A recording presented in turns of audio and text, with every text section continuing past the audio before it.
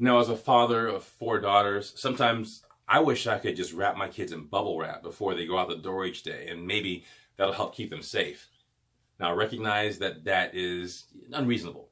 But you know what is reasonable? Allowing technology to help keep our roads and highways a little safer with the implementation of self-driving or assisted driving or autonomous vehicles. Now, I know there's a lot of resistance to the idea of a self-driving car or an autonomous vehicle.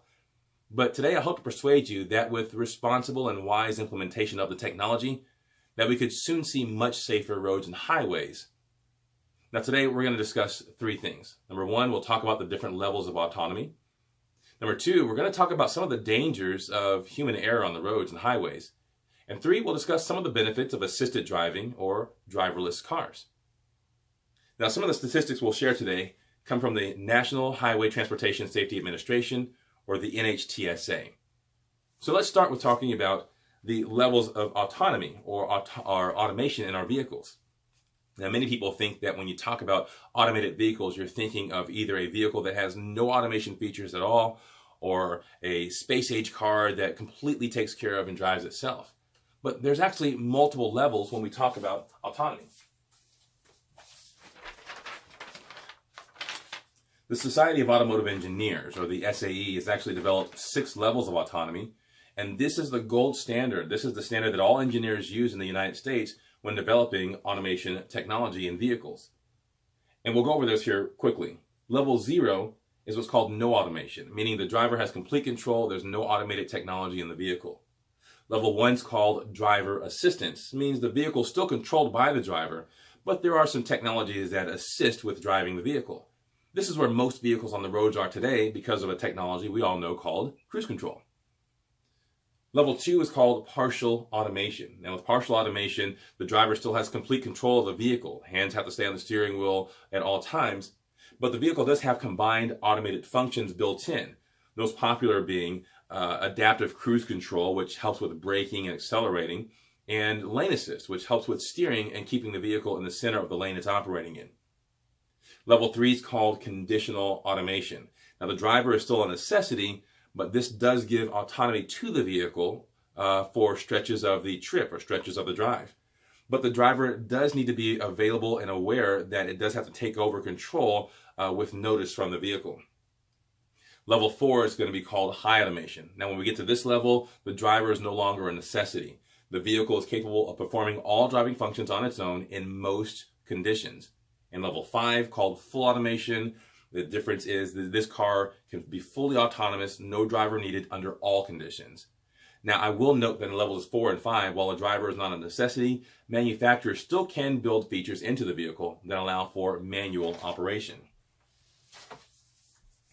Now, Jim McBride, and he's the autonomous vehicles expert at Ford, he's quoted as saying the big demarcation in automated technology is going to be between levels 3 and level 4.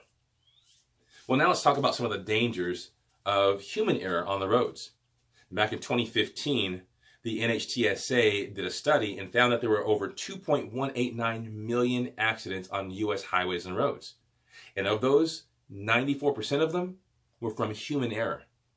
And of those 94%, 80% of those were just poor decision-making on the behalf of the driver. Much of that poor decision-making was either from distracted driving, operating cell phones or other devices, or careless driving, speeding, or driving under the influence. Now let's compare those statistics to the statistics that Waymo has on their vehicles. Waymo is an automated transportation company owned by Google and Google's parent company, Alphabet.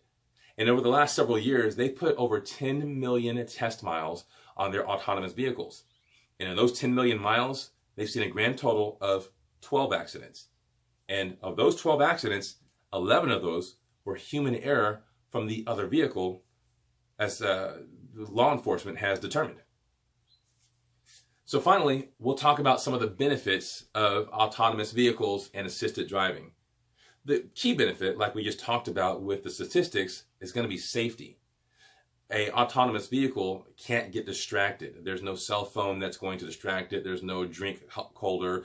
There's no driving under the influence. And so it makes it safer, not just for the people in the vehicle, but for the people in the vehicles around it as well. The second benefit is going to be a reduction in pollution. Experts believe that by the year 2040, and that's just 21 years from now, that 80% of vehicles on the roads can be or should be autonomous vehicles. And they believe that once we get to a place where we have that many autonomous vehicles in the national fleet, that homes and families will no longer need 2 or 3 vehicles per family, but most can use just one vehicle. Well, the reduction of the size of the national fleet, of course, means a reduction in emissions, and a reduction in emissions means a reduction in pollution, and that's better for us all. And the final feature we'll talk about is the fact that we just need less space if we have fewer cars. And that doesn't just apply at home in our garages, but think about when we go to dinner or go to the mall or different venues around town.